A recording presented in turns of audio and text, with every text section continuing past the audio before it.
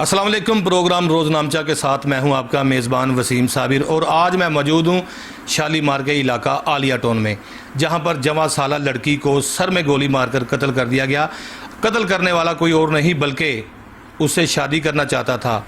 लेकिन मैं यहां पर बताऊं, लड़की ऑलरेडी शादीशुदा थी, 3 बच्चों की माँ थी, अपनी मजदूरी करके अपना पेट पालती थी, अपने बच्चों का पेट पालती थी।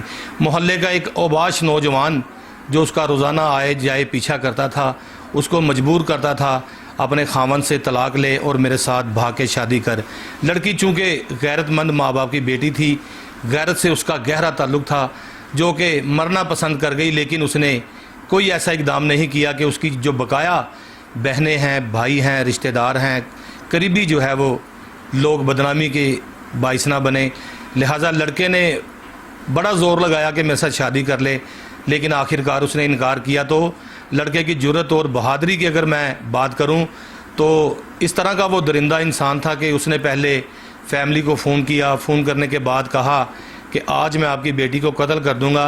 घर वालों ने कहा शायद मोहल्लेदार है, मजाक कर रहा है। और हमारे ज़राए ने यह भी बताया, जिस तरह से मोहल्लेदारों से भी हमारी बात हुई, मोहल्लेदार भी बताते हैं कि जब ये लड़की का पीछा करता था, लड़की से बातचीत करने के लिए ये पिस्टल का भी इस्तेमाल करता था। आखिरकार आखिरी दिन इसी तरह से होता है कि करीबी घर के खाली पार्क है, वहाँ पर लड़की को ज़बरदस्ती रिक्शा के पास खड़े करके 3 अल्फाज बोलता है कि मेरे साथ शादी करनी है या नहीं। वो कहती है नहीं। आखिरकार तीसरी बार जो है वो फायर यहाँ से लगता है और हेड इंजरी करते हुए जो है वो निकल जाता है। ताहम लड़की की मौत जो है वो अस्पताल में जाके हो जाती है। मेरे साथ लड़की की वालिदा यहाँ पर मौजूद है, मेरुन्निसा इसका नाम था। अपने नाजरीन को इसकी मैं तस्वीर भी दिखाऊं कि ये वो लड़की थी कि जो कत्ल हुई और इसके साथ 2 बच्चे, 3 बच्चे हैं, एक उसका बेटा है और 2 बेटियां हैं।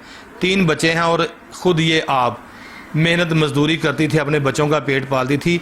इसका खामन जो है वो नशे की लत में जो है वो लग चुका था। जिस तरह से मैं अमूमन अपने प्रोग्राम में कहता हूँ कि नशा करना कोई अच्छी बात नहीं, नशा घरों के घर उजाड़ देता है। ताहाल मेरुन्निसा का जो खामन था वो भी नशा करता था, इंजेक्शन लगाता था। लेकिन उसने ये फ़ैसला किया कि मेरा खामन तो मेरा साथ नहीं देता, मैं ख़ुद मेहनत मजदूरी करके चाहे घरों में काम करूं, चाहे मैं सप्लाई करूं, जो कि सामान सप्लाई किया जाता है, अपने बच्चों का पेट पालूंगी। लिहाजा आखिरकार वो दरिंदा इसके पीछे लग गया और उसको सर में फायर मारकर कत्ल कर दिया। वो वालिदा जो है वो मेरे साथ मौजूद है, जिसने पहले इसको मन्नतों मुरादों से मांगा, पैदा किया, बड़ा किया, शादी की। लेकिन शादी के वक़्त उसके नसीब कुछ अच्छे नहीं थे, क्योंकि एक नशई जो था उसके साथ ब्याह करके उसे ले गया था। लेकिन मेरे साथ यहाँ पर वो माँ मौजूद है जिसने अपने सीने पर बहुत बड़ा पत्थर रखा हुआ है। लेकिन आज भी ये मुख्तलिफ दफातर के चक्कर लगा रही है, क्योंकि पुलिस की जानिब से जो है वो इसको इंसाफ नहीं मिला। मुलजिम बार बार कॉलें करके कह रहा है कि अब आपकी दूसरी बेटी की बारी है। कहाँ गई CIA पुलिस, कहाँ गए कानून नाफिज करने वाले इदारे, कहाँ गए इंचार्ज इन्वेस्टिगेशन शालीमार, कहाँ गए SP इन्वेस्टिगेशन सिविल लाइन। ख़ासकर बात की जाए SP CIA आसिम इफ्तिखार कंबोह की, तो जिस तरह से हाई प्रोफाइल केसेस जो है वो डील करते हैं, तो इस केस को भी जो है वो इन फैमिली का कहना है कि CIA में जो है वो मुंतकिल किया जाए और DIG इन्वेस्टिगेशन शहजादा सुल्तान से और SSP इन्वेस्टिगेशन इमरान किश्वर से इनकी इल्तजा है कि हमारी बेटी के कातिल को जो है वो गिरफ़्तार किया जाए। सबसे पहले अम्मा जी की जानिब जाते हैं। अम्मा जी, आप मुझे अपना नाम बताएं। रशीदा बीबी मेरे साथ यहाँ पर मौजूद है। रशीदा बीबी की जानिब चलते हैं। मेरुन्निसा के मुतल्लिक बताएं, जब उसको पैदा किया, खुशियाँ ही खुशियाँ, ख़ानदान में पता चला कि मेरुन्निसा पैदा हुई है, फिर आहिस्ता आहिस्ता बड़ी हुई, शादी की, फिर क्या हुआ? बस शादी की थी अपने घर, ठीक सी, पहले बिल्कुल सही सी। ठीक है। लेकिन बंदा थोड़ा मजदूरी करता सी, थोड़ी कम इस तरह ही कम पैसे कमाता सी। लेकिन जिसके साथ शादी की गई थी वो आपका रिश्तेदार था, गैर था? किसने शादी करवाई थी? गैर से सही। लेकिन पहले सही सी, बाद जो बस नशे ते लग गया। 3 बच्चे होए, जो छोटी बेटी हुई उस तो बाद वो नशे ते लग गया। फिर वो कोशिश करती रही, मेरे घर आ गई, बैठी रही, उन्हें 1 किलो मंग, दूसरे किलो मंग, उन्हें अपने बच्चों को दूध पूरा कर। अम्मा जी, जब ये शादी करके जब आपका नया नया दामाद बना था, उस वक्त नशा नहीं करता था, फिर ऐसा नशा करने लग गया कि आपके बेटे को भी इसने इसी लत पे लगा दिया? मेरे बेटे को भी लगा दिया, वो भी पाउडर पीता है, वो भी, उसकी बीवी बच्चे भी चले गए हैं। तो ये हमारा अब कोई आसरा नहीं है, कोई नहीं। अब ये बेटी मेरी थी, वो मेरा बेटा बन के काम कर रही थी। उसने कहा मैं अपने बच्चे भी पालूंगी, आप माँ बाप को दोनों को भी पालूंगी। और नौकरी तो लगी, उन्हें अच्छा मकसद, उन्हें 2 दिन महीना भी अम्मा जी क्या करती थी वो? राशन सेलमैन राशन सेलमैनी का काम करती थी। ਉਹਨੂੰ ਇਹ ਦਿੰਦੀ ਸੀ ਇੱਕ ਪੀਸ ਦਾ ਉਹਨੂੰ 300 350 ਮਿਲਦਾ ਸੀ ਤੇ ਸ਼ਾਮ ਨੂੰ ਆਉਂਦੀ ਸੀ 1000 1200 ਲੈ ਕੇ ਬੜੀ ਖੁਸ਼ ਹੁੰਦੀ ਸੀ। ਕਹਿੰਦੀ ਅੰਮੀ ਆ ਹਲਾਲ ਦੀ ਕਮਾਈ, ਇੱਜ਼ਤ ਦੀ ਕਮਾਈ ਹੈ, ਮੇਰੇ ਬੱਚੇ ਖਾ ਰਹੇ हैं, ਮੈਨੂੰ बड़ी खुशी है। नाजरीन, ऐसे पाकिस्तान में बेतहाशा घर हैं जिनकी जो है वो बड़ी बेटियां हैं, मेहनत मजदूरी करती हैं, इज़्ज़त के साथ माँ बाप को पालती हैं, छोटी बहनों का ख्याल रखती हैं, अपने भाइयों का ख्याल रखती हैं। कुछ भाई ऐसे भी होते हैं जो कि बहनों को जो है वो बेयारो मददगार छोड़ देते हैं, उनको जो है वो पूछते नहीं हैं, उनका कोई अता पता नहीं रखते। फिर आखिरकार क्या होता है, वही घर की जो बेटी होती है वो ख़ुद को बेटा बनाकर अपने वालिदैन का सहारा बनती है, बाजू बनती है, और घर चलाने के लिए उसका सिर्फ़ और सिर्फ ध्यान होता है कि मैंने अपना घर चलाना है। जिस तरह से मेहरुन्निसा की बात करें, इसके अपने 3 बच्चे थे, उसके बावजूद भी जो उसको नशे के लिए ये पैसे भी देती थी, क्योंकि ये बाहर मेहनत मजदूरी करती थी। मेहनत मजदूरी करने के बावजूद जो पैसे कमाती थी उनमें जो है वो अपने घर का सिस्टम भी चलाती थी और अपने भाइयों का भी जो है वो सिस्टम चलाती थी और वालिदैन को भी पालती थी, और साथ साथ अपने खामन के नशे भी पूरे करती थी। खामन तो उसका आज भी जो है वो सड़कों पे नशा करता है, इंजेक्शन लगाता है, मनशियात का आदी है। उसने अपनी बीवी का कोई भी जो है वो पुरसाने हाल नहीं पूछा। तहाल आखिरकार उसने ठान ली कि मैं ही घर की बेटी हूँ, लेकिन मैं बेटा बन के दिखाऊंगी। फिर क्या हुआ माँ जी? और नौकरी तो लग गई, अच्छा मकसद कमाना शुरू किया। मैं उन्होंने कहा, मैं कहा छड़ दे। कहती नहीं अम्मी मैं अपनी मजदूरी करनी। मैं कहा तेनों तंग करता। मैंने उन्हें 1-2 दफ़ा दस्या कि मैनू लड़का तंग करता। कहती नहीं अम्मी इन्हें मैनू की कहना। मैं कहा नुकसान ना पहुँचा दे तेनों। कहती नहीं कोई गल नहीं, मैं अपनी नौकरी करनी। वो इहदा पीछा करता रहा, वो नौकरी तो जाती सी। रोज़ उन्हें उत्थे अपनी कमेटियां पा लियां, अपना सिस्टम सीधा कर लिया। अच्छे लोग सी, मालक भी अच्छा सी। उत्थे सारे दी बड़ी इज्जत करते, सारे भैन बना ली। उन्होंने कहा साड़ी भैन है, छोटे छोटे बच्चे ने, बहुत अच्छी हैगी। उस दिन इन्हें किधर उन्होंने धमकी लाई कि मैं तेन मारांगा अज। वो सानू फोन करके तो मजाक कर रही है, कहती अम्मी मैनू अज उन्हें धमकी लाई है मारेगा, पर मैनू अम्मी बड़ा हासा आ रहा, मजाक लग रहा। असी भी सोच, लेकिन मैं अपनी दूसरी बेटी ने कहा कि असी अज इहदा ख्याल करांगे तो पिछे जावांगे, जदों छुट्टी होएगी असी लैण जावांगे। फिर असी उहदे बाप कोल गए, लड़के दे बाप कोल गए कि तेरा बेटा गलत काम कर रहा है, धमकियां ला रहा है, तो तुसीं इहदा ख्याल करो। उहदे बाप ने कहा मैं कुछ नहीं कर सकदा, कि मेरी नहीं सुनदा, मैं कुछ नहीं कर सकदा, इन्हें जेल दी रोटी खानी है। असी एक होर जगह ते भी गए, मकसद बड़े वडेरे लोगों कोल भी गए, कोई साडी मदद करे, इस बंदे नूं सही करे या मेरी बेटी दा पीछा छुड़ा दे। असी उसी दिन मेरी बेटी ने कहा अम्मी अज मैं नौकरी तो जल्दी आवांगी तो मैं दरखास्त देवांगी, ਇਹਦੇ खिलाफ जाके थाने शालीमार दरखास्त देंगी। लेकिन उन्होंने पता चल गया सी, वो दिन बस उत्थे ही किधरे फिरदा रहा, उसका पीछा करता रहा। असी फोन करते रहे, उसका फोन भी रह गया उत्थे जिथे काम करती सी। उत्थे ही मकसद उन्होंने लड़ाई खत्म की। कज़न ही हैगा सी नाल, जिहदे नाल काम करती सी, कज़न भी सी। उन्हें कहा तैनूं तंग करता रहेगा तो फोन मैनू फड़ा जा तो अपनी नौकरी ते जा। नाल लेडीज़ हैगी सी, नाल रक्शा ड्राइवर से अच्छे से, वो भी। तो असी फोन करते रहे, उसका फोन बंद। नसीब भैड़े सी, मैं उस टाइम ते शादबाग चली गई, मेरी बेटी भी बीमार है, दिमाग का मसला, टेंशन ना ले। एनू मैं अक्सर करान चली गई। मैं उत्थे बैठी तो मैनू इत्थे बाद च अमर रोड तो आई, शिदरे राशन सेल करके आई। ठीक है। जदों आई मैं बस अल्लाह वालों कि उन्हें मरना सी, मैं ਇਹਦੇ ਪਿੱਛੇ चली गई कि मैं उन्हें लैन जाना सी। मैं उतों आ रही, मेरे दिल नूं कुछ हो रहा, मैं उत्थे अपने बेटे नूं कह रहा चलो मेरे दिल नूं कुछ हो रहा, घर चलीए। उतों मैं 2 मिनट लेट हो गई। थोड़ी देर बाद मैंने फ़ोन आया कि वो फैर मार के चला गया मेरी बेटी नूं। बेटी मेरी शादी हाल दे कोल पहुंची तो ਉਹਦੇ ਨਾਲ ਗੱਲਾਂ ਬਾਤਾਂ ਕਰ ਰਿਹਾ ਸੀ। ਉਹਨੂੰ ਕਹਿ ਰਿਹਾ ਸੀ, ਮੈਨੂੰ ਰਕਸ਼ਾ ਡਰਾਈਵਰ ਨੇ ਕਿਹਾ ਕਿ ਮਾਂ ਜੀ ਉਹਨੂੰ ਕਹਿ ਰਿਹਾ ਸੀ ਕਿ ਤੂੰ ਇਹ ਗੱਲ ਮੰਨਣੀ ਹੈ ਕਿ ਨਹੀਂ ਮੰਨਣੀ। ਉਹਨੇ ਕਿਹਾ ਮੈਂ ਨਹੀਂ ਮੰਨਣੀ। ਇੰਨੀ ਗੱਲ ਉਹ ਗਵਾਹ ਹੈਗਾ, ਉਹਨੇ ਗਵਾਹੀ ਵੀ ਦਿੱਤੀ। ਉਹ ਗਵਾਹ ਨੇ, ਲੇਡੀਜ਼ ਵੀ ਗਵਾਹ ਵੇ, ਮੁੰਡਾ ਵੀ ਗਵਾਹ ਵੇ। ਇਹਨੇ ਕਹਿੰਦਾ ਉਹਦੇ ਗੋਲੀ ਰੱਖੀ, ਰਕਸ਼ਾ ਰੋਕਿਆ ਤੇ ਗੋਲੀ ਰੱਖੀ, ਤੇ ਉਹਨੇ ਇੰਨੀ ਗੱਲ ਕੀਤੀ ਕਿ ਤੂੰ ਮੈਨੂੰ ਮਾਰ ਦੇਂਗਾ ਪਰ ਮੇਰੇ ਪਠਾਨ ਤੇਰੀ ਨਸਲ ਮੁਕਾ ਦੇਣਗੇ, ਮੈਂ ਤੇ ਮਰ ਜਾਣਾ। ਤੇ ਉੱਥੇ ਹੀ ਉਹਨੇ ਗੋਲੀ ਮਾਰੀ। ਉਹ ਬੈਠੀ ਨਾ ਉਹਨੇ ਆਵਾਜ਼ ਕੱਢੀ, ਨਾ ਕੋਈ ਪਤਾ ਚੱਲਿਆ ਕੀ ਬਣਿਆ, ਪਤਾ ਨਹੀਂ ਉਹਦਾ ਕੀ। ਮੈਂ ਤੇ ਪਹੁੰਚੀ ਲੇਟ, ਪੁਲਿਸ ਆ ਗਈ ਸੀ ਜਿਸ ਟਾਈਮ ਮੈਂ ਪਹੁੰਚੀ। ਮੇਰੇ ਬੱਚਿਆਂ ਨੂੰ ਉਹਨੇ फ़ोन ਕੀਤਾ, ਕਹਿੰਦਾ ਆ ਕੇ ਆਪਣੀ ਭੈਣ ਨੂੰ ਚੁੱਕ ਲਓ। ਇੰਨੀ ਉਹਦੀ ਹਿੰਮਤ कि ਉੱਥੇ ही फिरदा रहा, ਇੱਥੇ ही वो नाश्ता किया, उन्हें ਇੱਥੇ गलियां। नाजरीन, मुलज़िम के हवाले से मैं ये भी बताऊं कि मुलज़िम ने पहले टेलीफोन किया कि आपकी बेटी को कत्ल करूंगा, फिर कत्ल करने के बाद इसी घर में फ़ोन करके कहता है कि आपकी बेटी को मैंने कत्ल कर दिया, उसकी डेड बॉडी जो है यहाँ से ले जाओ। लेकिन 15 की कॉल करने के बावजूद भी पुलिस टाइम से नहीं पहुँची। मोहल्लेदारों ज़राए का और कहना है कि अगर बर वक्त यहाँ पुलिस पहुँच जाती तो शायद 1112 की मदद से उसको बचाया जा सकता, क्योंकि करीब तरीन ही ये चाइना स्कीम के करीब जो है वो अस्पताल मौजूद है। लेकिन पुलिस यहाँ पर पहुँची नहीं, ना ही किसी ने जो है वो कोई कॉल की। लेकिन मुलजिम ने जो है वो बजरिया टेलीफोन करके पहले इस घर को धमकी दी थी। धमकी आज भी उसने दी है कि मैं आपकी दूसरी बेटी को कत्ल करूँगा। मैं समझता हूँ कि शायद थाना शालीमार की हदूद पाकिस्तान में नहीं है। क्या यहाँ पर जंगल का कानून है? क्या यहाँ पर वडेरे जो है वो रसागीर रहते हैं जिनकी मानी जाएगी? क्या यहाँ पर कोई कबीला बना हुआ है जहाँ के कबीले का कानून चलता है? कहाँ गई पुलिस जो कहते थे आईजी पंजाब राव सरदार अली खान कि मेरी महकमे की पुलिस जो है वो जहाँ पर जुल्म होगा वहीं पर पहुँचेगी और 15 की 3 मिनट की कॉल के बाद वो रिस्पॉन्ड करेगी। लेकिन यहाँ 15 की कॉल भी की गई, लेकिन मुतलका पुलिस ताहाल ना पहुँची। अगर पहुँची तो लड़की की डेड बॉडी को वसूल करके अस्पताल मुंतकिल किया गया और पोस्टमार्टम के बाद हस्ब रिवायत जिस तरह से अस्पताल वाले करते हैं, उनकी पोस्टमार्टम की रिपोर्ट इनके हाथ में थमाकर डेड बॉडी दे दी और उसको सुपुर्दे खाक कर दिया गया। लेकिन पीछे जो इसकी वालदा यहाँ पर बे यारो मददगार रो रही है, इसके बच्चे जो 3 छोटे छोटे अभी मैंने देखे हैं मामा मामा करते फिरते हैं। खामंद है कि उसको ना अपनी सास की परवाह है, ना अपनी सालियों की परवाह है, ना अपने वालिदैन की परवाह है। उसे परवाह है तो बस यही कि कहीं से मुझे जो है वो मंशियात मिल जाए और उसका मैं इस्तेमाल कर लूँ। जिस तरह से मैंने बताया कि इसकी दीदा दिलेरी जो कि यही है, और लाहौर पुलिस पर यह सवालिया निशान है कि पहले टेलीफोन करके कत्ल की धमकी देना, फिर उसके बाद उसी लड़की को कत्ल कर देना, कत्ल करके फ़रार हो जाना।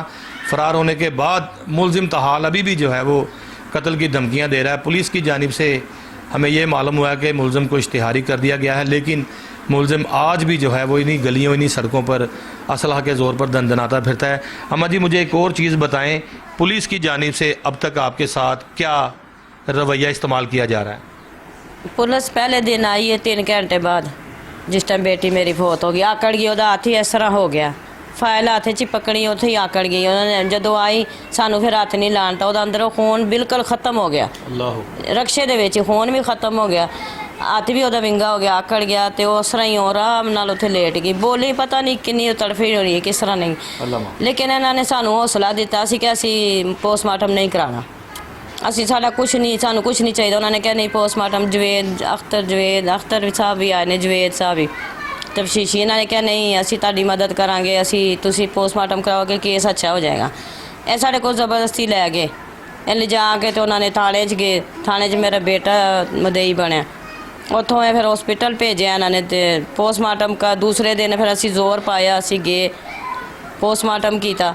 लेकिन मुड़ के साढ़े घर कोई नहीं आया। वो ही इस जगह ते आए ने जितों लाश चुकी सी, दोबारा कोई पुलिस वाला नहीं आया, कोई नहीं आया। फिर बड़े दिनों बाद असी गए, असी कह रहे हैं सानू धमकियां ला रहे हैं, सानू खतरा। पोस्टमार्टम के हवाले से मैं अपने नाजरीन को बताता चलूँ कि जिस तरह से कोई मर्डर होता है, अगर उसके लवाकीन उसका पोस्टमार्टम नहीं करवाना चाहते तो मजिस्ट्रेट को जो है वो एक एप्लीकेशन मूव की जाती है और लिखा जाता है कि हमें हमारी डेड बॉडी हमारे हवाले की जाए, हम पोस्टमार्टम नहीं करवाते। लेकिन ज़्यादातर जो है वो 95% जो है वो पुलिस की कोशिश होती है कि इसका पोस्टमार्टम हो जाए। उसकी बड़ी वजूहत यह है कि जो लोग डेड बॉडी वसूल कर लेते हैं उसके बाद मुख्तलिफ़ चीज़ें सामने आती हैं और कत्ल की जो है वो इस तरह की जो तफ्तीशें हैं वो ख़राब होने का अंदेशा होता है। इसलिए तफ्तीशी की कोशिश होती है कि पोस्टमार्टम ज़रूरी है। पोस्टमार्टम ज़रूरी इसलिए कहा जाता है कि बाद में जो है वो मुद्दई अपना कोई बयान ना बदल सके। पोस्टमार्टम अगर नहीं करवाना चाहते तो इलाका मजिस्ट्रेट को जो है वो एक एप्लीकेशन दी जाए और एप्लीकेशन पर जो है वो फौरी तौर पर इंचार्ज इन्वेस्टिगेशन को या एसपी इन्वेस्टिगेशन को इलाका मजिस्ट्रेट मार्क कर देता है और डेड बॉडी बगैर पोस्टमार्टम के दे दी जाती है। लेकिन पुलिस ताहाल जिस तरह से अम्मा जी ने बताया, कहती थी कि झूठे वादे करती थी, झूठे प्रॉमिस करती थी और इनको सिर्फ सब्ज़ बाग दिखाती थी कि हम आपकी बेटी के कातलों को पकड़ लेंगे, उसको फांसी लगा देंगे, उसको गोली मार देंगे, उसको फ़लाँ जगह बंद कर देंगे, उसका हाल ये करेंगे। सिर्फ ये चोचलेपन पोस्टमार्टम की हद तक थे, जो कि पोस्टमार्टम इन्होंने करवाया और उसके बाद पुलिस ने इनका हाल तक ना पूछा और अभी भी जो है वो मुलज़म की जानिब से धमकियाँ दी जा रही हैं। अम्मा जी फिर मुझे बताएं, जब पोस्टमार्टम हो गया, डेड बॉडी मिल गई, फिर लियांदी, फिर असी लिया के ते असी कोई पुलिस नहीं आई, कोई कुछ नहीं, असी दफना देता। मैंने आपसे पहले ही वो बात कही जो आपने मुझे नहीं कही, सिर्फ और सिर्फ वर्गलाया गया, आपको समझाया गया, सबस बाग दिखाए गए। उन्होंने कहा अभी मैं आपके लिए सारा कुछ कर लूंगा, मुलजिम पकड़ लूंगा, लोकेटर तैयार है, पुलिस पार्टी तैयार है, गाड़ी तैयार है, डीआईजी से बात हो गई, इन्वेस्टिगेशन से आखिरकार कारकर्दगी जीरो। वेद साहब ने कहा कि मैं अपने कोलों खर्चा करके मैं ताड़ी मदद करांगा, मैं सारा कुछ करांगा, मैं ताड़े मैं कहा सानू इंसाफ चाहिए कि उन्होंने फांसी होनी, उन्हें कहा सब कुछ होएगा। लेकिन एक पहले दिन मेरी बच्ची लैके गई, उन्होंने घर विखाया, उन्होंने कुछ नहीं किया, उन्होंने घर उत्थे ही पे ना किसी ने रेट की दोबारा। उन्होंने घर में असी इन्होंने कहा ताला ला दो, वेच देंगे, वेचने लाता, उन्होंने डीलर लाते। असी इन्होंने कहा ताला ला दो, असी थाने गए, इन्होंने कहा ताला खराब है गया, अख्तर साहब ने कहा ताला तो खराब है गया, वेख लो। फिर कहते चलो तुसी अपना ताला ला देना। असी जाके मैं ताला लैके तो मैं ला के आई, मैं इन्होंने कहा साड़ी तरफों लिख दो नंबर असी लिख देते। फिर वह बाप आया, वो कहता मैनू कपड़े चाहिए ने, इन्हों कोल आया, उन्हें थाने दरखास्त दी पता नहीं कितने थे, इन्होंने सानू फोन किया, थाने बुलाया। कोई किन्ने दिनों बाद असी गए तो कहते हैं बाप नू कपड़े चाहिए, बेचारा माड़ा है गया, गरीब है गया, तो उन्होंने कपड़े चाहिए, तो उन्होंने चाबी दे, उन्होंने कपड़े देवा। असी थाले जो गल सुन के बाहर आ गए, तो मेरे मियाँ ने बाहर आके मैं क्या तो बड़ी बेइज्जती है साड़ी, मैं कहा ताला असी लाया, असी कपड़े मुजरम दे प्यो नू असी कपड़े दे देव कढ़ के, मेरी बेटी मर गई तो मैं कहा इन्होंने मुजरम दे प्यो नू पकड़िया नहीं, कहते नहीं वो बुढ़ा है गया बेचारा, वह कसूर तो नहीं, प्यो ने तो नहीं क्या कतल कर, माँ ने तो नहीं क्या कतल कर, वो गरीब है गए, तुसी चाबी दे देना। असी चाबी नहीं थी, मैं फिर गई, मैं कहा मैं चाबी नहीं देनी, मैं कहा जो मर्जी कर लो, मैं कहा मेरा जिन्नी देर मुजरम नहीं पकड़ेगा मैं मकान की चाबी नहीं देनी, भावे तुसी बेशक मैंने मकान नहीं चाहिए, मैंने कख नहीं चाहिए, मैं कहा मैनू सिर्फ मुजरम चाहिए। थानेदार जो था उसने मुलजिम के वालिद को कपड़े देने के लिए चाबी का मुतालबा किया, थानेदार कहता कि चाबी दे दें। लेकिन नाजरीन मैं बताऊं यहाँ पर कि पुलिस के रवैये की बात की जाए तो हमारे मुआशरे में इस तरह से कई मरतबा हुआ है कि पुलिस जब किसी के घर में दाखिल होती है तो वो दरवाज़े से दाखिल नहीं होती, बल्कि घर के बाहर सीढ़ी लगाई जाती है और सीढ़ी के ज़रिए जो है वो दीवार फिलांग कर जो है वो अंदर जाया जाता है। अंदर बग़ैर पर्दे के ख़वातीन अपने घरों में, अपने कमरों में बैठी होती हैं, चादर और चार दीवारी का तकद्दुस इस्तेमाल करते हुए उनको जलील किया जाता है, बेटियों के मुंह पर थप्पड़ मारे जाते हैं, माओं को जो है वो गलीज़ गालियाँ दी जाती हैं, और वहाँ पर अगर मुलजिम का बाप भी बैठा हो तो उसको पकड़ के ले जाते हैं, और जब उसके पास पैसे हो तो छोड़ देते हैं, अगर उसके पास पैसे ना हो तो कहते हैं कि तेरा बेटा कातिल है और तू उसका हिस्सेदार है, तूने ही पिस्टल ला के दिया है, तूने ही गोलियां ला के दी है। उसे किसी ना किसी जो है वो जगड़बंद में उसको जो है वो जकड़ लेते हैं, जो कि निकलना नामुमकिन होता है। लेकिन इस फैमिली के साथ जो है वो बड़ी ज़्यादती हुई पुलिस वालों की जानिब से भी और मुलजिम की जानिब से भी। मज़ीद भी जो है मैं बात करूँगा, यहाँ पर मुझे एक ब्रेक लेनी है। ब्रेक के बाद इनकी जो बड़ी बेटी है जो कि इनके घर का बेटा बन के काम कर रही है, उनकी तरफ चलेंगे, उनसे भी बात करेंगे। ताहाल मुझे यहाँ एक ब्रेक लेनी है, ब्रेक के बाद जो है वो दूसरी फैमिली मेम्बरान से भी बात करेंगे।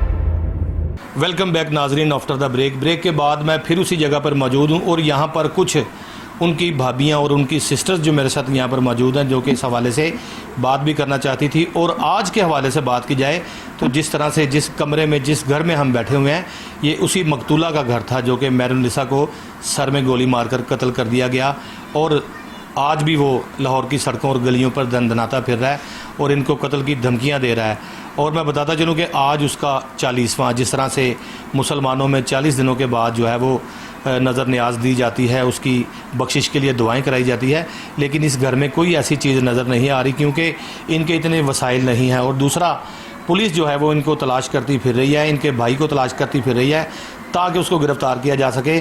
पुलिस जो है वो बहाना बना रही है कि इनके भाई ने जो है वो फायरिंग की है, लेकिन ताहाल फायरिंग वाली बात जो है वो क्लियर नहीं हुई, ना ही कोई ऐसा मोहल्लेदार एविडेंस जो है वो लेके आया कि इसने कोई फायरिंग की हो। मेरे साथ यहाँ पर उनकी एक सिस्टर मौजूद है जिसका नाम नीलम है, काफ़ी गमज़दा है और परेशान है, दिमागी तौर पे भी ये परेशान है और माली तौर पे भी ये परेशान है। इनसे बात करेंगे। आप मुझे नीलम थोड़ा सा बताएं, आपका चेहरा बता रहा है कि आप काफ़ी परेशान हैं, किस तरह से बहन का जनाजा देखा, किस तरह से बहन को लाते देखा, किस तरह से बहन की लाश को देखा और किस तरह से आजकल उनके बच्चों को देख रहे हो?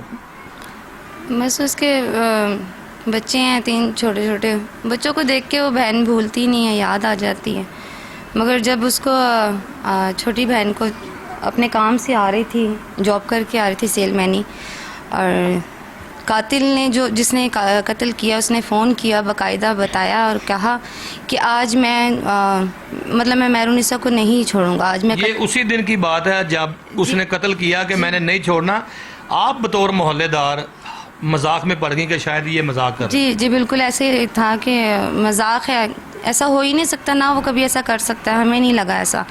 और मैंने सिस्टर छोटी से बात की मेहरुनिसा से, तो मैंने कहा इस तरह वो कह रहा है, और उसने भी मुझे कहा कि बाजी हाँ मुझे धमकी लगाई, मुझे बड़ा डर लग रहा है, और हंस रही थी। हंस के उसने ऐसा कहा कि कोई बात नहीं। तो फिर भी मैंने कहा हाँ आज बच के रहना, शायद वो तुम्हें कुछ करे। हम लोग मजाक कर रहे थे, मगर मुझे नहीं पता था कि ये मजाक सच होगा। थोड़ी आधा घंटा पहले मेरी सिस्टर से बात हुई, उसके बाद उसने फ़ोन ऑफ़ किया और जहाँ पे काम करती जिनके साथ जॉब करती थी उनको ही फ़ोन दे दिया। उन्होंने कहा आपका झगड़ा ख़त्म हो जाए। और ये लड़का उसके पीछे था, पीछा कर रहा था, और जहाँ जाती थी जिस इलाके में जाती थी तो ये लड़का उसकी पीछे पीछे होता था, और उसको पता होता था कि इस जगह पे सेलमैनी कर रही है। बात करके हम हटे, हम लोग, मैंने अपनी सिस्टर से बात की, फ़ोन दोबारा ट्राई किया, दोबारा फ़ोन नहीं लगा। तो इसके बाद फिर हमें फ़ोन आया इमरान का, जिसने ये कातिल का नाम इमरान है। कातिल का नाम इमरान है। उसने फ़ोन किया और उसने इस छोटी बहन को कहा कि आज तुम देखना होता क्या है। इसने पूछा क्या, कहता है कि मैंने तुम्हारी बहन को आज मारना है और तुमने जाके उसकी लाश उठा के लेकर आनी है। इसने भी डर के मुझे मजाक से मुझे कहा बाजी आज मेहरुनिसा की लाश आएगी। तो मजाक से कहा, तंज से कहा कि इसने, तो हाँ, ये भी हंस रही थी। मतलब दिमाग में भी ऐसा नहीं था कि ये सब कुछ सच हो सकता है, ऐसा कुछ होगा। ये हंस के बाहर आई, काम करने लग गई। टाइम ही कुछ ऐसा था रोज़े का ये वो। तो मतलब कि इसने ऐसा कुछ नहीं किया, ना हमने कुछ किया। ऐसे ही 5 मिनट बाद फ़ोन आता है, 5 मिनट बाद इसे फ़ोन आता है और मैं दरवाजे में खड़ी हूँ। तो मैं अंदर आई हूँ, तो मैंने कहा क्या हुआ है। कहती इमरान का फ़ोन आया और उसने ये कहा है कि लाश वहाँ से उठा लो, लाश अपनी बहन की वहाँ से उठा लो। अच्छा। और बस इतनी बात सुनते हुए हम लोग भागते हुए उस जगह पे पहुँचे, और उस जगह पे जब जाके देखा तो हमें किसी ने आगे नहीं जाने दिया, और वो लाश पता नहीं कब से वहाँ पड़ी हुई थी। नीलम, आप बतौर बड़ी बहन मेहरुनिसा की, वो छोटी बहन थी, किस तरह से आपका प्यार मोहब्बत था, खाना पीना था, कौन सी ज़्यादा बातें करते थे कि मैं ही माँ बाप का सहारा हूँ, मैं ही इनको लेके चलूँगी, अपने बच्चों का ख्याल होता। जब बहनें एक जगह इकट्ठी होती हैं या अलग अलग भी रहती हों तो टेलीफोन पे, ख़ासकर नाजरीन अगर ख़वातीन की बात करें तो जिस तरह से ख़वातीन अगर शादी करके अपने अपने घरों में चली जाएं, अपने माँ बाप का ख़ास कर ख्याल रखती हैं। मैं यहाँ पर कहता हूँ कि मर्दों की निस्बत ख़वातीन जो है वो बड़ी वफ़ादार होती हैं अपने माँ बाप की, और अपने घरों में भी जाकर जो है वो अपने माँ बाप के बारे में सोचती हैं और अपने माँ बाप को बज़रिया टेलीफोन हाल चाल, उनका अता पता पूछती रहती हैं। उनको जो है वो कोई गम ना हो, उनकी दवाई दारू के मुतालिक जो है वो उनसे बातचीत होती रहती है। आपका किस तरह से उनके साथ प्यार था, कौन सी बातें करते थे? मेरा इस छोटी बहन से बहुत ज़्यादा प्यार था। हालांकि ये बाकी भी बहनें हैं, सिस्टर है छोटी, इनसे ज़्यादा नहीं था, क्योंकि वो ये होता था कि वो जब भी जॉब से आती थी तो हम लोग यहाँ नहीं रहते, ये उसी का घर है। हम लोग वो जहाँ पे कत्ल हुई है उसके सामने हमारा घर था।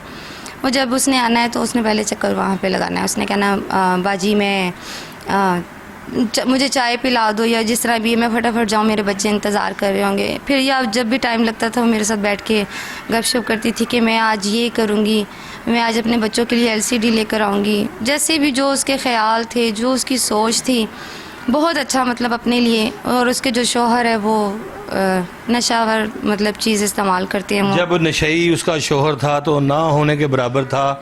फिर अगर उसने नशा करके ही इससे पैसे लेने थे तो उससे बेहतर था कि ये कमारी अपने घर बैठी रहती है। ऐसे बंदे का क्या फ़ायदा जिसने कमाना भी कुछ नहीं, बच्चों को भी खिलाना कुछ नहीं, बीवी को भी खिलाना कुछ नहीं, तो और उनसे ही पैसे लेके घर के सिस्टम चलाने। ऐसे बंदे से तो बंदा बेबंदा अच्छा है, फिर क्या कहेंगी? हाँ अच्छा तो ऐसे ही है, मगर ये था कि पहले शौहर अच्छा था, नशा नहीं करता था, ठीक थी, तब तक तो उसकी ज़िंदगी ठीक थी। बस 3 बच्चों की माँ हुई, छोटी बेटी जो ये छोटी है सबसे, ये जब पैदा हुई है तो उसके बाद वो कुछ ज़्यादा नशा करने लग गया। फिर उसने कहा कि मेरा शौहर जो है वो कुछ नहीं कर सकता, बच्चों का ना ख्याल करता है, ना दूध ना कुछ, कोई ऐसा ख्याल नहीं कर सकता कि उनका ख़र्चा पूरा करे। फिर उसने यही फ़ैसला किया कि मैं ख़ुद जॉब करूँगी और अपने बच्चों को ख़ुद पालूँगी। नाज़रीन, जिस तरह से मैं हर प्रोग्राम में बताता हूँ कि जो नशे की लत होती है, जब घर में एक फ़र्द जो नशा करने लग जाए तो देखते देखते दूसरे कज़न, दूसरे रिश्तेदार, बहन भाई उसी लत पे लग जाते हैं। इस घर के अंदर जहाँ हम मौजूद हैं, इस अम्मा जी के साथ जिनके साथ हमारी बात हुई है, इनका कोई भी बेटा नशा नहीं करता था। जैसे ही नशई दामाद को जो है वो इस घर में लाया गया, उसने देखते ही देखते इनका जो बेटा है 18 साला, उसको नशे की लत पे भी लगा दिया। मैंने सुना है कि आपके बेटे को भी उसने नशे पे लगा दिया है, वो भी आजकल सड़कों पे जो है वो उसी तरह से झूमता फिर रहा है। जी बिल्कुल इसी तरह ही है। वो छोटा सा था। कैसे कैसे उसके नशा कैसे लग गया उसको? ये जो मेरा बहनोई था वो इधर ही घर में आता जाता था, मतलब रहता ही ज़्यादातर, हमारे साथ बड़ा प्यार भी था इसका। तो मैंने बेटे को, लोग ये समझते थे कि ये ना मतलब मेरा भाई है, बड़ा भाई है, बहनोई नहीं है। तो मैंने इसे यही कहा कि मेरे बेटे का ख्याल तुम करा करो, क्योंकि वो छोटा है। तो मैंने कहा लोग तुम्हें यही समझते हैं कि तुम नीलम के बड़े भाई हो और ये तुम्हारा भांजा है। तो मैंने इसके हवाले किया कि ये भाई है।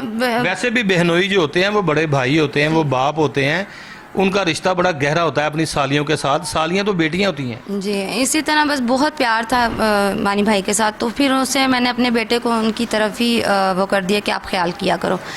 तो वो ख्याल करते करते मुझे नहीं पता था कि वो 4 साल उस बच्चे को नशा करते हुए हो गया, अभी 18 साल का हुआ। तो उस नशे पे उसने पहले कोई दवाई चर्स वगैरह इस पे लगाया। आहिस्ता आहिस्ता मुझे पता चलता गया, सिर्फ इतना ही पता था कि वो चर्स ही पीते हैं। फिर जो पता चला कि मेरे कमरे में ही बैठ के, मतलब वो घर में ही बैठ के बच्चे को पाउडर पिला रहा है, पता नहीं कैसे पीते हैं, फिर इंजेक्शन तक लगवाना शुरू कर दिया। आज वो बच्चा ज़िंदगी और मौत के बीच में, ज़िंदगी और मौत के बीच में झूल रहा है, ज़िंदगी और मौत की कश्मोकश में है। मेरे साथ यहाँ पर नीलम मौजूद थी जो कि काफ़ी परेशान थी, जिसके हाथ में अपनी भांजियाँ, भांजे और अपनी बहन की तस्वीर उसके हाथ में है और वो इंसाफ की मुंतज़िर है। उसका यही कहना है कि चीफ़ जस्टिस पाकिस्तान, इसके अलावा वज़ीर आज़म मियाँ मोहम्मद शहबाज शरीफ और वज़ीर आला पंजाब जो है वो इस बात का नोटिस लें और मुलज़म को फ़ौरी गिरफ़्तार करके उसको कैफ़रे किरदार तक पहुँचाएँ। मज़ीद इस केस को जो रन कर रही हैं, जो इस केस की पैरवी कर रही हैं, मेरे साथ यहाँ पर वो ख़ातून भी मौजूद हैं जो कि उसकी छोटी सिस्टर थी, जो कि तमाम मामलात को जो है वो कानूनी दाव पे इसे देख रही हैं और इसको लेके चल रही हैं। उनसे भी बात करेंगे, लेकिन यहाँ पर मुझे एक ब्रेक लेनी है। ब्रेक लेने का मुझे इशारा किया गया है और ब्रेक के बाद उस सिस्टर से बात करेंगे जो इस केस को रन कर रही है और जानेंगे कि केस कब कहाँ तक का पहुँचा है और पुलिस इसमें कहाँ तक कामयाब हुई है। मिलते हैं एक ब्रेक के बाद।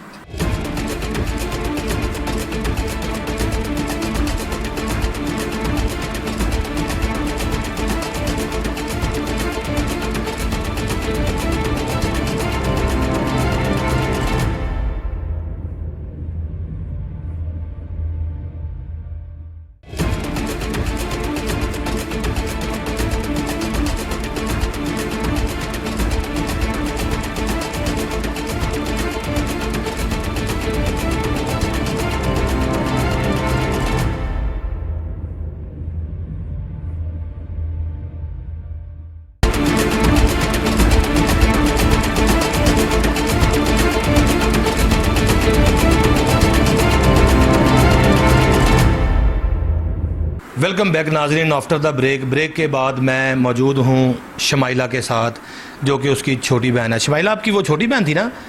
बड़ी बहन थी, जो कि शमाइला मेरे साथ मौजूद है जो कि उसकी बड़ी बहन थी। उसको जो है वो कत्ल किया गया है। शमाइला जो है वो इस केस को देख रही है, लेकिन पहले की निस्बत जो है वो शमाइला काफ़ी परेशान नज़र आ रही है। शमाइला क्यों इतनी परेशान हो? केस के हवाले से परेशान हो, बहन के हवाले से परेशान हो, मुलजिम को सज़ा दिलवाने के हवाले से परेशान हो, या पुलिस के रवैये से परेशान हो?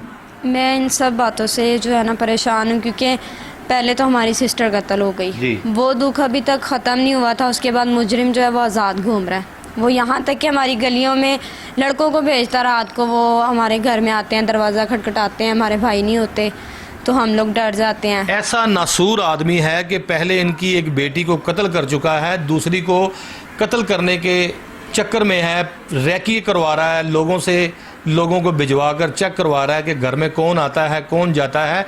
पुलिस उसको गिरफ्तार नहीं कर रही। मैं समझता हूँ कि यहाँ पर इन्वेस्टिगेशन पुलिस इस इंतज़ार में है कि मेहरुन्निसा के बाद एक और डेड बॉडी यहाँ पर मिले, फिर अपनी कार्रवाई में तेज़ी लाएँ। क्या कहेंगी?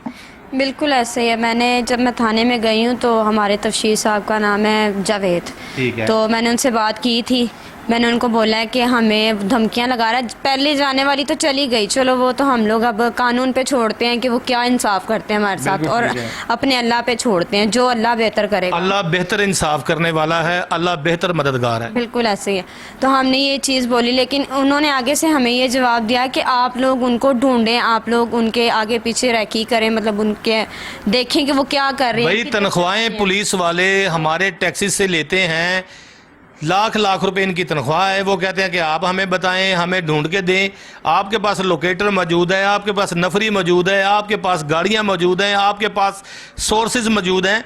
हम किस तरह से ख़वातीन, ये ख़वातीन जो नाज़रीन मेरे साथ बैठी हुई है, इनका काम सिर्फ यही है, सब्ज़ी आई उसको काट लिया, पका लिया, खा लिया, घर वालों को खिला दिया, और आटा गूंद लिया, खाना पका लिया, चाय पका ली। ख़वातीन का तो काम ही घरों में ये होता है, सफाई कर ली अपने घरों की। ख़वातीन कब किसी 302 के मुलजिम को ढूंढ के पुलिस के हवाले करती है? पुलिस का काम होता है जब ये महीने बाद बैंकों से तनख्वाहें लेने जाते हैं तो क्या वो खातून साथ होती है जिसको ये आधी तनख्वाहें देते हैं? मदद जो है वो शहरियों से ली जाती है, तनख्वाहें ये अकेले लेते हैं। जो अगर देखा जाए तो जवेद जिसका नाम ले रही है जो है वो शमाइला, अगर इस केस का तफ्तीशी था, अगर मुझे देख रहा है, या मुझे डीआईजी इन्वेस्टिगेशन, इसके अलावा कोई सीनियर पुलिस अफसरान मुझे अगर आईजी पंजाब देख रहे हैं, तो खुदारा इस फैमिली की मदद करें। अगर इन फैमिली की आप मदद करेंगे तो आखिरत में अल्लाह आपको इसका अजर देगा, अल्लाह आपको जन्नत देगा, क्योंकि इस दुनिया में किसी ने नहीं रहना। आप मुझे शमाइला बताएं, आप रो भी रही हैं, मैं देख सकता हूँ कि आपकी आंखों से आंसू भी गिर रहे हैं, फिर क्या कहेंगी पुलिस के हवाले से? मैं यही चाहती हूँ कि या तो हमारे साथ इंसाफ हो, या हम इस थाने से बिल्कुल मुतमिन हैं, क्योंकि वो आते हैं मुजरिम के घर वालों को पकड़ने के बजाय वो हमें पकड़ रहे हैं। वो मेरे भाई पे कभी हवाई फायरिंग का पर्चा दे रहे हैं, कभी फिर वो उनको लेके जाते हैं, मेरे भाई को 4-4 घंटे वहाँ पे बिठाते हैं, फिर फ़ोन करते हैं कि आप लोग पीछे आ जाएं। लड़कियाँ, हमारे अब्बू हैं वो मज़दूर हैं, वो हफ्ते का 4,000-5,000 लाते हैं। दूसरा भाई वो रिक्शा चलाता है, वो कभी घर पे होते हैं कभी नहीं होते। वो फिर हमें फ़ोन करके कहते हैं कि हम इसको लेके जा रहे हैं, आप लोग पीछे थाने में आ जाएं। तो लड़कियों का जाना तो अच्छी बात नहीं है, हम लोग कितना भागेंगे उसके पीछे। हाँ, अब वो हमने उसका भाई पकड़वाया, वो जो मुजरिम इमरान है उसका भाई हमने खुद पकड़वाया, खुद गाड़ी हमने रेंट पे ली, हर चीज़। कहाँ से पकड़ाया? गुजरांवाला से। यानी कि जिस तरह से मैं बताता हूँ कि पुलिस वाले जब कहीं रेड करना हो तो सरकारी गाड़ी का इस्तेमाल नहीं करते, अगर इस्तेमाल करते हैं तो सरकारी गाड़ी में बैठे मुलाजमीन के खाने पीने का खर्चा, पेट्रोल का खर्चा, और रिफ़्रेशमेंट जो रास्ते में होनी है वो अलग, सिगरेट, पान, दीगर चीज़ें। ये शमाइला भी वही बात कर रही है। शमाइला, घर में फाके पड़े हुए हैं, मैं देख सकता हूँ कि आज मेहरुन्निसा का 40वां है और 40वें वाला माहौल कोई नज़र नहीं आ रहा।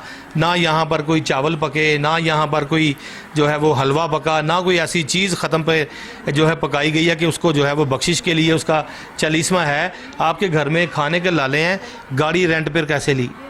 गाड़ी रेंट पे ऐसे ली कि हमारे अब्बू काम पे गए, ठीक है, 1 हफ्ता लगाया, उसमें से 5,000 जो वो लेके आए, 5 अल्लाह अकबर, अल्लाह अकबर, लाते हैं। तो हमने वो 5,000 जो है वो 4,000 रेंट दिया, फिर किसी से और पैसे पकड़े 2-3 हज़ार, वो पेट्रोल डलवाया, आने जाने का खर्चा, फिर उनको सैरी वगैरह करवाई, खाना पीना हर चीज़। 1 हफ्ते के फाके, पुलिस का एक रेड, यानी कि पुलिस के एक रेड का खर्चा जो है वो उधर चला गया, घर में 1 हफ्ते के लिए फाके पड़ गया। सही है, बिल्कुल ऐसे ही।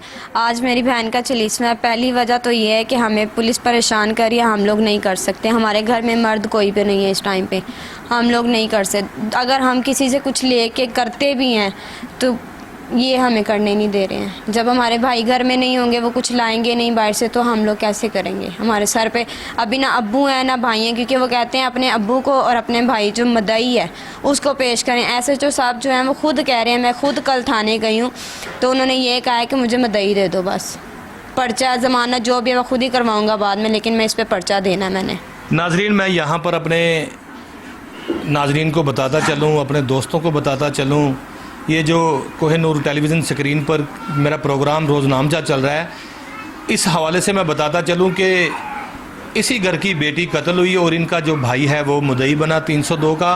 मुद्दई बनने के बाद जब उसने पुलिस को प्रेशराइज़ किया कि मेरी बहन के कातिल को गिरफ़्तार किया जाए, तो पुलिस ने उल्टा कातिल को गिरफ़्तार करने की बजाय इसके भाई को जो है वो गिरफ़्तार किया और इल्ज़ाम ये लगाया कि ये फायरिंग करता है इलाके में और दंदनाता फिरता है इलाके में। लेकिन इलाके के लोग भी बाहर इकट्ठे हैं, उन सब ने इस बात की तस्दीक की कि ना इसने कोई फायरिंग की है, ना इसके पास कोई ऐसा पिस्टल है।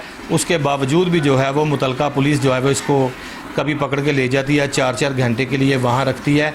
फिर उसके बाद ख़वातीन के मोबाइल फ़ोन पर कॉल करके कहा जाता है कि हमने आपके भाई को चेक कर लिया, उसकी तस्दीक कर ली है, लिहाजा भाई को ले जाओ। ये खातूनें रोज़ा रखने के बावजूद थाना शालीमार पहुंचती हैं और वहां से अपने भाई को दोबारा कलेक्ट करके ले आती हैं और थोड़ी देर बाद फिर फ़ोन आ जाता है थानेदार का कि फ़ौरी तौर पर थाने पहुंचो और पिस्टल लेके आओ। अगर उसके पास पिस्टल था तो पहले जब आपने उसको 4 घंटे बिठाई रखा तो उस वक्त पिस्टल बरामद कर लेते। इसी तरह से रोज़ ब रोज़ इनका सिलसिला जो है वो शुरू हो जाता है। उसको पकड़ के ले जाते हैं, ये बेचारियाँ पीछे जाती हैं। क्या मकसद है पुलिस का? जवां साला लड़कियों को थाने में बुलाना, रोज़े की हालत में बुलाना, इनके भाई को जानबूझकर मुकदमे में नामजद करना। क्या मुल्ज़मान पार्टी की तरफ से जो है वो इस तरह का कोई मामला तो नहीं हुआ कि इनके ऊपर जानबूझकर जो है वो पर्चे करवाए जा रहे हैं ताकि केसेस जो है वो लेवल पर आ जाएं? क्या कहेंगी, जो मैंने बताया ऐसे ही है? बिल्कुल ऐसे ही। कल SHO साहब ने कहा कि अगर पहली बात तो मेरे भाई ने फायरिंग नहीं की, रोज़े का टाइम है, मैं सच बोल रही हूँ। दूसरी बात, SHO साहब कहते हैं, टेबल पे हाथ 3 दफ़ा मार के कहते हैं कि मैंने कहा कि इसके पास पिस्टल है तो है, उसने कत्ल किया, आप लोगों ने फायरिंग की, केस बराबर, केस ख़त्म यहीं पे। ये चीज़ वो बोलते हैं SHO साहब।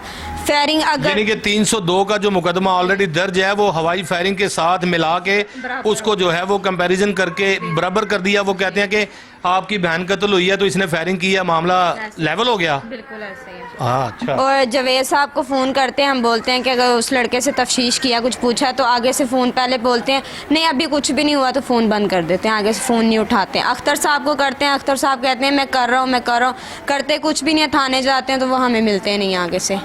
वो अब जब से हमने उस लड़के को पकड़वाया तब से वो मेरे भाई के पीछे जो है केस बना रहे हैं ताकि मदई पीछे पैरवाई ना कर सके। ऐसे ही है। बिल्कुल। अब सुकून से बैठा हुआ हवालात में, वो ऐसे बैठा जैसे चौधरी बैठे होते हैं। तो ये जो हैं SHO साहब वो कहते हैं कि तुम पे भी पर्चा देंगे मेरे भाई पे, और उस लड़के पे भी छोटा मोटा सा पर्चा देंगे और तुम दोनों खुद जमानत करवा के बाहर निकल जाना। तो वो फिर 302 किधर जाएगी? वो कह रहे हैं वो केस यहाँ नहीं चलेगा। यहाँ नहीं चलेगा तो कहाँ चलेगा?